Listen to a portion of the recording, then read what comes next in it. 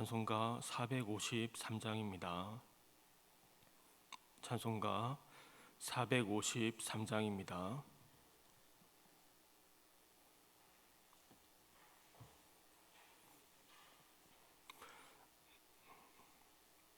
예수 더 알기 원하네. 크고도 넓은 은혜와 대속해 주신 사랑을 간절히 알기 원하네. 내 평생의 소원, 내 평생의 소원, 대속해 주신 사랑을 간절히 알기 원하네.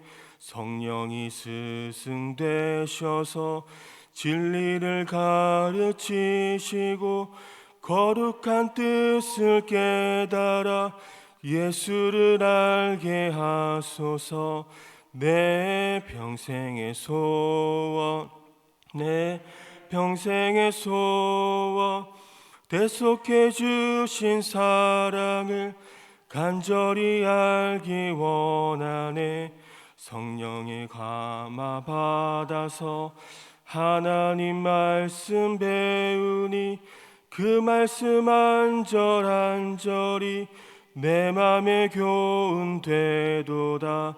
내 평생의 소원, 내 평생의 소원, 대속해 주신 사랑을 간절히 알기 원하네.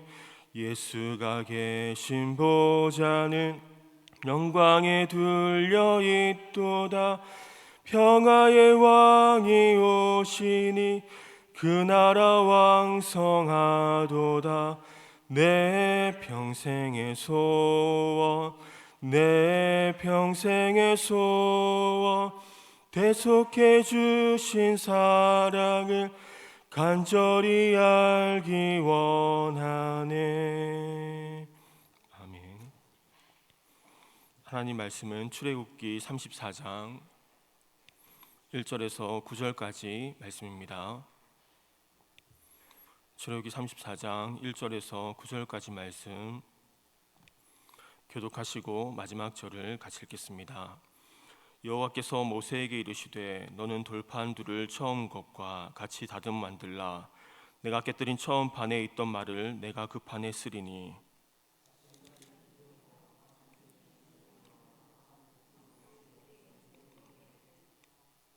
아무도 너와 함께 오르지 말며 온 산에 아무도 나타나지 못하게 하고 양과 소도 산 앞에서 먹지 못하게 하라.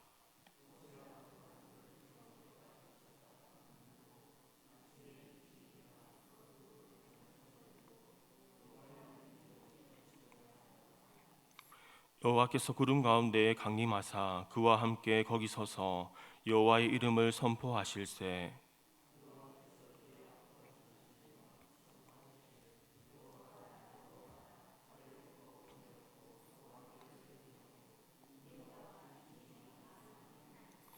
인자를 천대까지 베풀며 악과 과실과 죄를 용서하리라. 그러나 벌을 면제하지는 아니하고 아버지의 악행을 자손 3, 4대까지 보응하리라. 이르되 주여 내가 주께 은총을 입었거든 원하건대 주는 우리와 동행하옵소서. 이는 목이 뻣뻣한 백성이니이다. 우리의 악과 죄를 사하시고 우리를 주의 기업으로 삼으소서. 아멘. 네, 오늘 본문은 하나님의 말씀을 받기 위해서 이 모세가 시내산으로 다시 올라가는 장면과 하나님께서 모세에게 하나님의 이름과 성품을 선포하신 일을 기록하고 있습니다. 1절 말씀입니다. 여호와께서 모세에게 이르시되 너는 돌판 둘을 처음 것과 같이 다듬 만들라. 내가 깨뜨린 처음 판에 있던 말을 내가 그 판에 쓰리니. 1절을 보면 하나님께서 모세에게 돌판 둘을 처음 것과 같이 다듬어 만들라라고 말씀하시고 거기에 다시금 십계명을 써주시겠다고 말씀하고 있습니다. 그런데 지금의 상황은 처음의 상황과는 다른 것을 보게 되는데 처음에 하나님께서 모세에게 십계명 돌판을 주실 때에는 하나님께서 친히 쓰신 돌판이었다면 두 번째 십계명을 주시면서는 모세에게 직접 돌판을 만들도록 하신 것입니다. 이것은 두 번째 십계명 돌판이 첫 번째 십계명 돌판에 비해 어떤 면에서는 신적인 건의와 위험이 감소되는 것을 볼 수 있습니다. 이스라엘 백성들은 자신들의 죄로 인해서 하나님께서 직접 만들어 주신 돌판을 간직하지 못하고 이 모세에 의해 만들어진 돌판을 가질 수밖에 없었던 것입니다. 이것을 통해 알 수 있는 것은 하나님께서 이스라엘의 죄는 용서하셨지만 그럼에도 불구하고 이 이스라엘에게 죄의 흔적이 남게 되었음을 볼 수 있습니다. 두 번째 돌판을 기억할 때에 이스라엘 백성들은 금송아지를 만들어서 이 죄를 지은 그것을 기억하게 되는 것입니다. 이것을 통해 우리가 얻을 수 있는 교훈은 우리는 우리 죄를 범하였을 때 회개하면 그 하나님의 무한한 은혜에 의해 용서는 받게 되지만 죄의 흔적은 남을 수 있다는 것입니다. 우리 몸에 크고 작은 흉터를 하나씩은 가지고 있을 것입니다. 그 상처가 크고 깊을수록 흉터를 볼 때마다 그 흉터가 생기게 된 이유를 선명하게 떠올리며 기억하게 될 것입니다. 죄도 그러한 것과 같습니다. 죄도 회개함으로 하나님의 은혜에 의해 치유함을 받아도 그 흔적은 그대로 남게 되며 특히 죄의 크기가 크면 클수록 더 흔적으로 남아 우리의 양심을 찌르고 괴롭히는 것입니다. 그래서 우리가 연약하여 죄에 넘어지지 않을 수는 없겠지만 이 성령을 쫓아 행함으로써 우리 몸에 죄의 흔적을 남기지 않기 위해 기도하고 은혜를 구하는 저와 여러분이 될 수 있기를 바랍니다. 그리고 1절에서 알 수 있는 것은 이 두 번째 돌판은 모세가 직접 만들어야 했습니다. 이는 하나님께서 모세로 하여금 첫 번째 돌판을 깨트린 일에 대한 책임을 물으시는 의미가 있고, 또 한 가지는 이 모세로 하여금 돌판을 준비하면서 하나님의 말씀을 받을 수 있도록 마음의 준비를 하도록 하기 위한 것도 있었습니다. 모세는 돌판을 깎아 만들면서 그 하나님 말씀을 받기 위해 준비하였습니다. 우리도 한 주간에 참으로 많은 말씀을 듣습니다. 개인적으로 성경을 읽으며 또 기도하고, 새벽이고 수요일, 주일, 그리고 또한 열심히 있는 성도들은 개인적으로 기독교 TV나 아니면 유튜브를 통해서도 하나님 말씀을 많이 들을 겁니다. 그러나 많이 듣는 것도 중요하지만 우리가 하나님 말씀을 받을 마음의 준비를 하는 것도 참으로 중요한 것입니다. 데살로니가전서 2장 13절 말씀입니다. 이러므로 우리가 하나님께 끊임없이 감사함은 너희가 우리에게 들은 바 하나님 말씀을 받을 때 사람의 말로 받지 아니하고 하나님 말씀으로 받음이니 진실로 그러하도다. 이 말씀이 또한 너희 믿는 자 가운데서 역사하느니라. 하나님 말씀을 사람의 말로 받지 아니하고 하나님 말씀으로 받을 때에 그 말씀이 너희 믿는 자 가운데서 역사함을 말씀합니다. 우리도 하나님 말씀을 받을 준비를 하기 원합니다. 기도로 예배를 준비하고 그 말씀을 사람의 말이 아닌 하나님 말씀으로 받음으로 말미암아 그 말씀이 우리 가운데서 역사하는 것을 보는 은혜가 있기를 바랍니다. 그리고 2절을 보면 모세에게 십계명을 기록한 돌판을 깎아 만들라고 지시하신 하나님께서 그 아침까지 준비하고 아침에 시내산에 올라와 산 꼭대기에서 내게 보이라라고 말씀합니다. 이것을 보면 모세가 하나님 만나기 위해서 이 시내산 꼭대기에 올라가야만 했습니다. 이처럼 하나님께서 모세를 산 꼭대기에서 만나 주시겠다고 하신 것은 산 아래에 이스라엘 백성들이 죄를 범하여 이 거룩하신 하나님께서 그들 가운데 임할 수 없었기 때문입니다.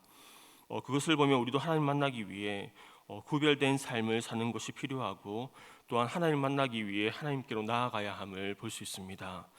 하나님께서 모세가 산 꼭대기 하나님이 임재해 계신 곳에서 만나셨듯이 오늘날 하나님 만나기 원하는 자들에게도 하나님이 계신 곳으로 나아오기를 원하십니다. 지금 우리에게는 어떤 특정한 장소를 의미하는 것이 아니라 세속적이고 부패한 마음에서 떠나 이 자신의 마음과 영혼을 거룩하게 하며 하나님이 계신 곳까지 나아가는 것입니다. 그럴 때 우리는 하나님을 깊이 만날 수 있습니다. 그리고 모세는 돌판 둘을 깎아서 아침에 일찍이 시내산으로 올라갑니다. 4절 말씀입니다. 모세가 돌판 둘을 처음 것과 같이 깎아 만들고 아침에 일찍이 일어나 그 돌판을 두 손에 들고 여호와의 명령대로 시내산에 올라가니, 여기서 일찍이 일어나는 뜻은 이제 아침에 일찍이 일어나는 것도 있지만 부지런하다라는 뜻도 가지고 있습니다. 이 단어는 근면, 열심 등을 포함하고 있는데, 그러므로 본문의 표현은 모세가 시간적으로 일찍 일어났다는 의미도 있지만 하나님의 모든 명령에 얼마나 열심을 가지고 순종하였는가를 보여주는 것입니다. 로마서 12장 11절 말씀은 이렇게 말씀합니다. 부지런하여 게으르지 말고 열심을 품고 주를 섬기라. 사람은 다 정도의 차이가 있겠지만 누구나가 다 편한 것을 좋아하고 게으른 부분이 있습니다. 열심을 품고 주를 섬기고 특별히 주님이 주시는 열정으로 주님이 주시는 마음으로 주님을 섬기는 저와 여러분이 다 될 수 있기를 바랍니다. 그리고 하나님께서 구름 가운데 임재하시고 모세에게 자신을 알리십니다. 우리 5절부터 7절까지 말씀을 같이 읽어보겠습니다. 여호와께서 구름 가운데에 강림하사 그와 함께 거기 서서 여호와의 이름을 선포하실세 여호와께서 그의 앞으로 지나시며 선포하시되 여호와라 여호와라 자비롭고 은혜롭고 노하기를 더디하고 인자와 진실이 많은 하나님이라 인자를 천대까지 베풀며 악과 가실과 죄를 용서하리라. 그러나 벌을 면제하지는 아니하고 아버지의 악행을 자손 3, 4대까지 보응하리라. 앞서 33장에서 모세는 여호와께서 이름으로도 자기를 아셨음을 호소하고 하나님의 은총을 구했던 적이 있습니다. 즉 모세는 백성을 위한 중보기도를 드리면서 이 과거 처음 하나님의 소명을 받을 때처럼 이 자신과 함께 하실 하나님이 어떤 분인지를 이스라엘 백성들에게 선포할 하나님의 계시가 필요했던 것입니다. 왜냐하면 이스라엘 백성들을 그 애굽에서 인도해낼 때도 마찬가지고 그리고 가나안 땅으로 들일 때에도 하나님의 동행하심이 절대적으로 필요했기 때문입니다. 하나님을 아는 것은 우리의 믿음에 영향을 미치게 되는데 우리는 하나님을 아는 만큼 하나님을 향한 믿음을 가질 수 있습니다. 예수님께서 십자가 위에서 나를 위해 죽으셨다는 것을 알 때에 우리는 그분을 향한 믿음을 가질 수 있습니다. 또한 필요를 채우시는 하나님을 알 때에 우리는 필요를 위해 하나님을 믿음으로 의지할 수 있습니다. 우리는 믿음으로 이 세상을 승리할 수 있는데 우리 삶에 믿음이 더욱 필요하다면 우리는 하나님을 더 알기를 구해야 됩니다. 우리는 하나님을 깊이 알 때 믿음이 커지고 세상 가운데 승리할 수 있습니다. 또 한편으로 믿음은 순간순간 새롭게 필요한 것인데 이 여호수아가 여리고성을 무너뜨릴 때에도 그때에도 믿음이 필요했고 여호수아가 요단강을 건널 때에도 새로운 믿음이 필요했습니다. 그것처럼 모세도 이스라엘 백성들이 인도할 때 믿음이 필요했고 가나안 땅에 들어가지 못했지만 들어가려 했다면 새로운 믿음이 필요했을 것입니다. 우리 삶에도 순간순간 새롭게 믿음이 필요합니다.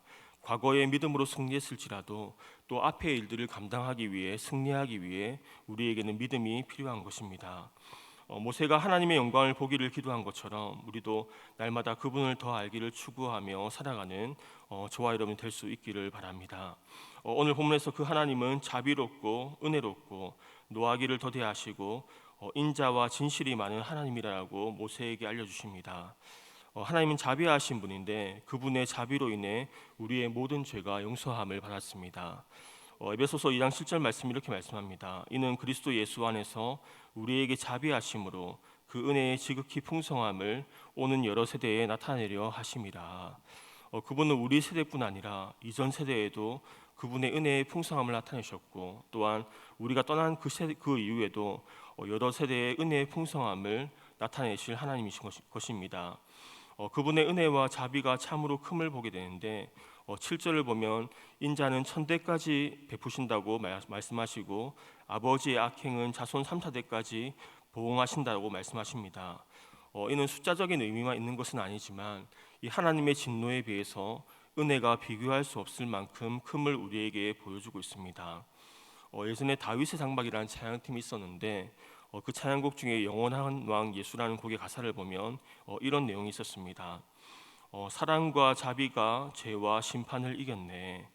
그분의 공의와 심판이 더 컸다면 우리는 다 멸망당했을지 모릅니다. 그분의 은혜와 자비와 사랑이 더욱 컸기 때문에 우리는 구원을 받을 수 있는 것입니다. 또한 그분은 진실하신 분으로 회전하는 그림자도 없으며 겉과 속이 일치하는 분이고 그분은 인자하신 분으로 변함없는 사랑, 신실한 사랑으로 함께 하시는 분이십니다. 이러한 그분의 선하심을 닮아가는 우리 모두가 될 수 있기를 바랍니다. 오늘 시내산 꼭대기에서 모세에게 임하셨을 때 나타난 몇 가지의 특징이 있었습니다. 하나님이 임하셨을 때 첫 번째 특징은 하나님을 알게 되었다는 것입니다. 특별히 하나님의 성품을 알게 되었는데 우리도 하나님이 임재하실 때 그분의 성품을 알게 됩니다. 나 같은 죄인을 구원하신 그 하나님의 크신 사랑을 알게 됩니다. 그리하여 감격하여 눈물을 흘리기도 하고 하나님을 알게 되면 우리의 삶은 변화되어지는데 정말 죽어 마땅한 나를 사랑한 그 사랑을 알게 되면 우리는 변화되어집니다. 고린도후서 3장 17절 말씀 이렇게 말씀합니다. 우리가 다 수건을 벗은 얼굴로 거울을 보는 것 같이 주의 영광을 보내 그와 같은 형상으로 변화하여 영광에서 영광에 이르니 곧 주의 영으로 말미암음이니라.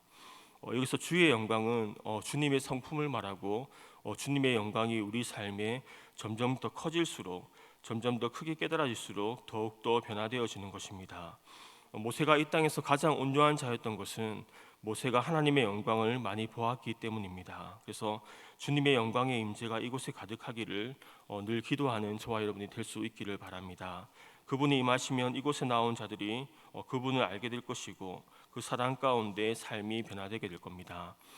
또 하나님이 임재하실 때 모세는 경배하게 되었습니다. 8절 말씀입니다. 모세가 급히 땅에 엎드려 경배하며 하나님의 영광의 임재 안에서 그분을 알았기 때문에 이제 그 하나님 앞에 합당한 경배를 드리고 싶은 것입니다. 예배는 단순히 순서와 형식을 진행하는 것으로 그치는 것이 아니라 이 경배하는 자리까지 나아간 예배가 참으로 귀한 예배입니다. 그분께 엎드려 절하고 싶다. 정말 그분께 합당한 찬양과 경배를 드리고 싶다. 이런 마음이 드는 예배가 참으로 귀한 예배이고 하나님이 함께 하시는 예배인 것입니다. 그리고 하나님이 임하실 때 우리는 중보기도 하게 됩니다. 9절입니다. 이르되 주여 내가 주께 은총을 입었거든 원하건대 주는 우리와 동행하옵소서. 이는 목이 뻣뻣한 백성이니이다. 우리의 악과 죄를 사하시고 우리를 주의 기업으로 삼으소서. 모세는 이스라엘 백성들을 위해 기도합니다. 우리의 악과 죄를 사하시고 우리를 주의 기업으로 삼아주시기를 기도합니다. 하나님의 임하심은 하나님의 마음과 함께 가는 것입니다. 모세가 하나님과 동행해서 하나님을 깊이 알았지만 원래 그런 자가 아니라 하나님의 마음이 부어지니 모세가 그렇게 기도한 것입니다. 이것이 진정한 중보기도인데 우리도 모세처럼 하나님과의 깊은 친밀함이 이루어졌으면 좋겠습니다. 모세처럼 하나님을 깊이 아는 은혜가 있었으면 좋겠고 모세처럼 하나님께 경배하는 마음이 늘 있었으면 좋겠습니다. 모세처럼 하나님의 백성들을 위해 중보기도하는 마음이 늘 우리 마음 가운데 머물러 있기를 바랍니다. 오늘도 세상과 구별되어 하나님 계신 곳으로 올라가길 바랍니다. 주님을 알므로 주님을 닮아가고 믿음을 가지고 이 세상에서 승리하며 살아가는 우리 모두가 될 수 있기를 주님의 이름으로 축복합니다. 기도하겠습니다.